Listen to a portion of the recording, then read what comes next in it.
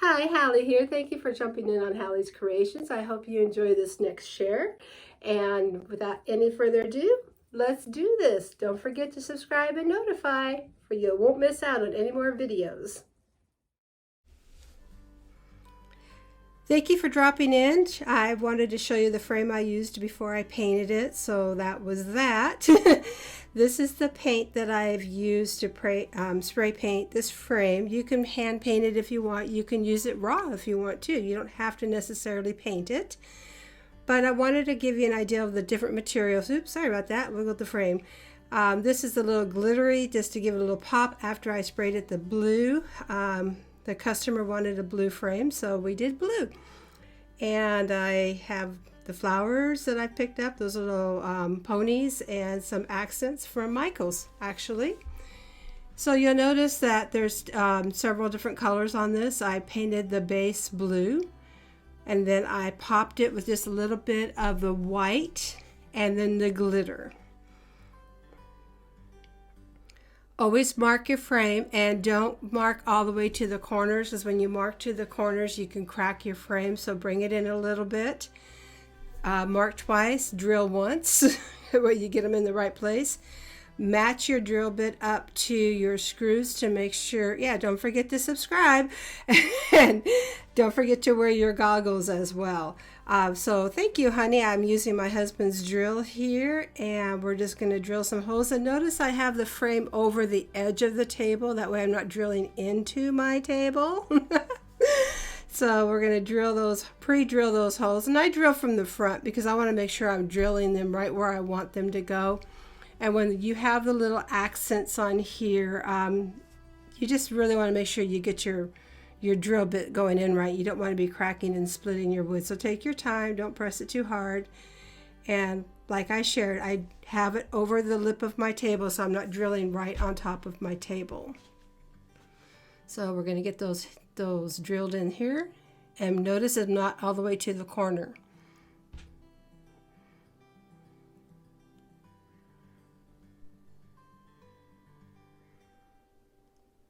So now that we've done that, we are going to flip it over and place our screws in.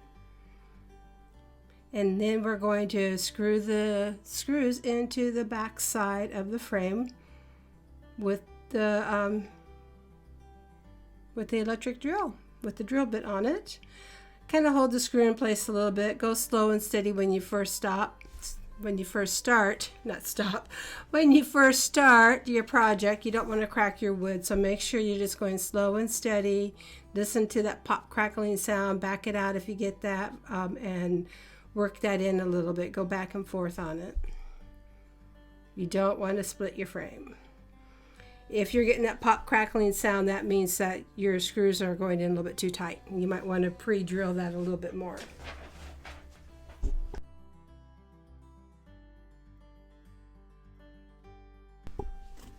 Be careful with your fingers as well. You don't want to drill your fingers.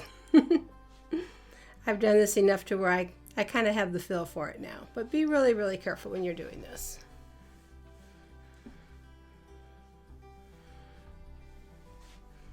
You'll notice too where I take my hand over the top of them. That's just to make sure that the heads of the screws are down there nice and snug. I don't want them poking and protruding out and scratching the wall later.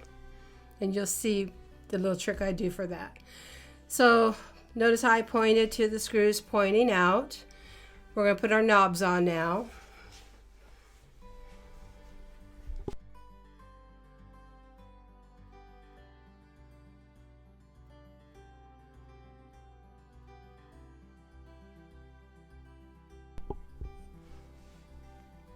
Now it's okay to put your frame up on your work table because you're done drilling, so you're not going to be messing up your work table. We're just going to put these on nice and snug.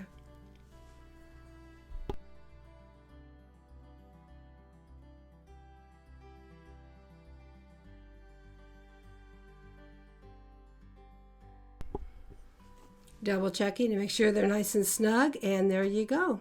Bam! And they don't have to be exactly perfect because once you're done it's going to be fine. So if you don't get them on perfect is okay.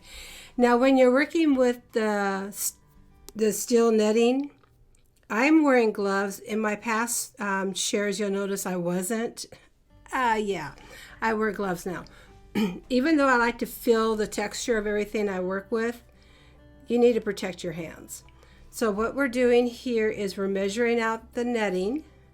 I like to have it about a half an inch to an inch on each side overlapping, for we have that room to staple it to the frame. And using the back side, the flat side of the clippers, we're going to just cut that wire down to fit the frame. And you'll see here how that works. Get that out of the way. And now we have to straighten it out here a little bit for it will work with us. Kind of work it a little bit. Notice on the edge there how it's smooth, and then the other side it's not. We're going to go through and we're going to cut those pieces down. Even though you're going to staple it to the back, you still want to not have it tear up your wall or your hands when you go to hang it up. So I'm just going to trim those little pieces off just to give it a little bit smoother finish, for we don't tear our hands up or our walls. I know it's a little tedious, but for me, be a job big or small, do it right or not at all. So now that we've cut it down, we're ready to staple it. Double check the measurement here to the back of our frame. So now we just have to trim it down just a little bit more on the edge. And I put the smooth edge, you'll notice on your wiring, you'll have one edge that's finished and one edge that's not. Put the finished edge for me on top, and then I put the not finished edge, the cut down edge, on the bottom. That's just the way I do it. So we're just going to trim this down here. You can also use tin snips. Cut it like with scissors. I use my little wire cutters because that's what works good for me. I can get in there and make sure I have all those edges nice and smooth and cut. So now we're just going to staple it with a flathead stapler. And no, you can't use your office stapler. You need to have a heavy-duty stapler. So get yourself a flathead staple gun. I actually have both. But for the wire frame, we want to use the flathead. And just smooth out your wire as you're putting it on to make sure it's not wonky.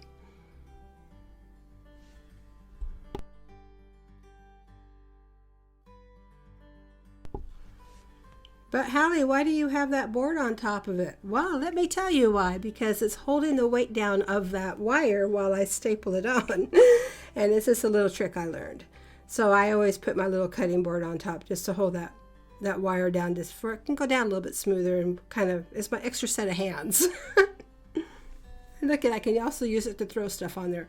Trimming up the corners here because you really don't want the corners sloppy, because it'll just tear up your wall and tear up your hands.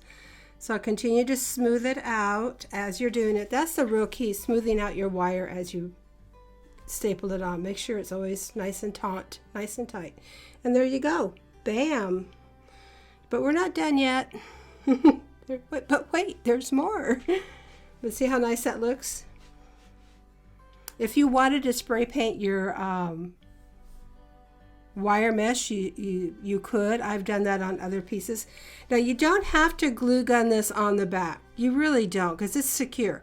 I do this as an additional protection to keep those cut edges covered and to keep them from cutting up the hands when you're moving it, as well as protecting your wall. So it's just a little extra reinforcement. The flowers here, I spray painted them, just lightly dusted them to match the paint on the frame. Yeah, it worked out. It turned out pretty good. Very lightly though. Don't hold the paint right up to it. Hold it way back and just give it a light dusting. So now we're just going to trim down the florals, and then we're going to attach them to the frame. You'll notice too when I go to attach them to the frame that I've stapled some on, and then the centerpiece I glued on. The reason I do that is in the past when I've just glued them on, they have fallen off. So I like to staple them on, get them on there nice and secure. So first you lay them out to see visually how you want it. Don't staple them until you know it's the look you're going for. And I just gave it one quick staple per stem.